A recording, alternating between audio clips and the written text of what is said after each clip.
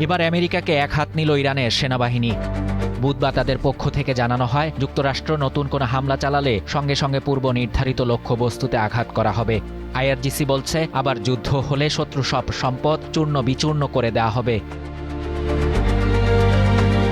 ইরানের খাতাম আল আম্বিয়া সেন্ট্রাল হেডকোয়ার্টার্সের মুখপাত্র ইব্রাহিম জোলফাগারি জানিয়েছেন, মার্কিন প্রেসিডেন্ট ডোনাল্ড ট্রাম্প এবং আমেরিকার সামরিক কমান্ডাররা বারবার হুমকি দিয়ে চলছে। তিনি বলেন, আমাদের সক্ষম ও শক্তিশালী বাহিনী অনেক আগে থেকেই 100% প্রস্তুত অবস্থায় আছেন এবং ট্রিগারে আঙুল রেখে প্রস্তুত রয়েছেন।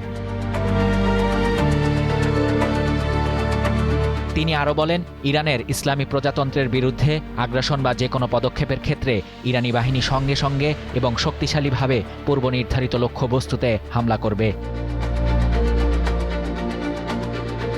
এ কথা আসে ট্রাম্পের একটি ঘোষণার পর। ট্রাম্প বলেন, পাকিস্তানি কর্মকর্তাদের অনুরোধে যুক্তরাষ্ট্র ইরানের সঙ্গে যুদ্ধবিরতি মেয়াদ বাড়াবে, তবে ইরানের বন্দরে মার্কিন নৌ অবরোধ বহাল থাকবে। ট্রাম্প বলেন, তেহরান একটি একভূত প্রস্তাব না দেওয়া পর্যন্ত অবরোধ বজায় রাখতে এবং যুদ্ধবিরতি বাড়াতে তিনি মার্কিন সেনাবাহিনীকে নির্দেশ দিয়েছেন।